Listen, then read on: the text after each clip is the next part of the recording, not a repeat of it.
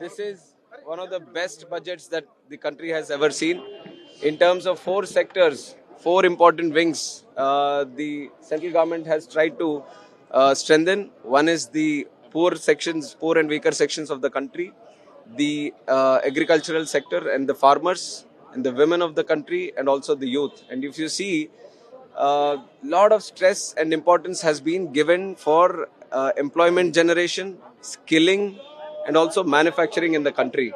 So this has a very futuristic budget in the sense we are not just creating a foundation for the coming 6 to 8 months, but also the coming 5 to 10 years, where we are trying to tackle the situation of unemployment in the country, and it has given a lot of impetus and lot of growth potential for generating. Important Andhra Pradesh को जिस तरीके से budget में दिया yes, गया है, क्या ये क्या वैसे बजट के रूप में बहुत शानदार बजट था।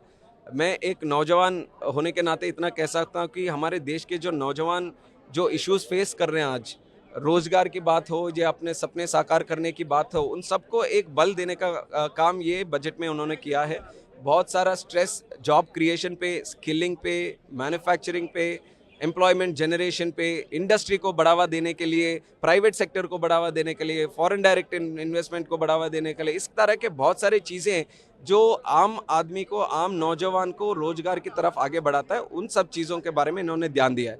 और ऊपर से आंध्रा की बात जब आती है तो उसके लिए तो मैं तहे दिल से शुक्रिया अदा करना चाहूँगा नरेंद्र मोदी जी को, जिन्होंने एक वादा किया था कि आंध्रा की देखभाल हम करेंगे, और उन्होंने आज किया है बजट के रूप में। जो कैपिटल की बात आती है, 5 साल जब जगन मोहन रेड्डी की सरकार आंध्रा में थी तो नो कैपिटल स्टेट कर दिया था, अमरावती को पूरी तरह से डिस्ट्रॉय कर दिया। वहाँ पे किसानों के साथ जो हमारी एक एग्रीमेंट थी उस सबको डिस्ट्रॉय कर दिया।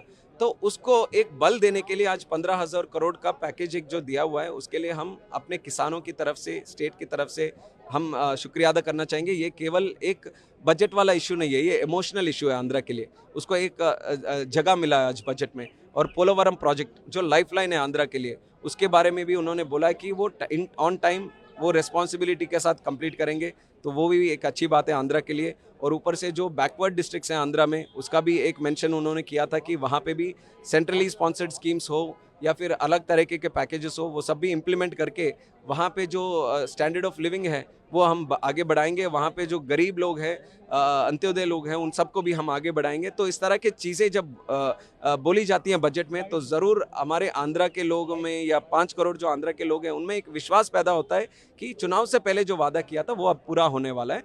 तो ये उस नज़र से हमें देखना चाहिए कि 5 साल जगन रेड्डी के सरकार में आंध्रा को पूरी तरह से डिस्ट्रॉय हो गया है। 20 साल हम पीछे चले गए। अगर केंद्र सरकार आगे आकर हमें हाथ नहीं बढ़ाता तो हम आगे नहीं बढ़ सकते। तो वही नरेंद्र मोदी जी ने समझकर आंध्रा की ओर एक हाथ बढ़ाया कि हम साथ हैं, तो उसके लिए हम बहुत बहुत शुक्रिया अदा। लेकिन जिस तरीके से ऑपोजिशन कह रहा है कि कुर्सी बचाओ, अरे ये बजट है ऑपोजिशन अपने एलिगेशन ऑपोजिशन करने के हाँ, लिए तो किया, ऑपोजिशन को हाँ। क्लैरिटी मेंटेन करना पड़ेगा। मैं कल तक देख रहा हूँ, कल तक उनको बोलते हैं कि तेलुगु देशम कुछ मांग नहीं रही, तेलुगु देशम कहीं पे कुछ बोलती नहीं है, तेलुगु देशम को आंध्रा के लिए कुछ पूछना नहीं है। अब जब बजट में इतना सारा है तो बोलते हैं कि जब आंध्रा को ही चला गया है, सब इधर ही हो रहा है। तो चाहते क्या, आंध्रा को पैसा मिले ऐसे चाहते हैं कि आज ना मिले ऐसे चाहते हैं? उनको एक क्लैरिटी मेंटेन करना पड़ेगा। अरे आंध्रा भी इस देश में एक स्टेट है, 5 सालों में कितना नुकसान हुआ है उनको भी एक बार देखना चाहिए, कांग्रेस वालों को या इंडिया अलायंस वालों को। जिस तरह से नुकसान हुआ है, ये पैसा भी कम ही है, पर केंद्र सरकार ने इतना दिल के साथ उन्होंने आगे बढ़ा, तो इसके लिए हम धन्यवाद देना चाहते हैं। और इंडिया अलायंस को भी आगे आकर धन्यवाद देना चाहिए कि आंध्रा जैसे स्टेट को पैसा मिल रहा है।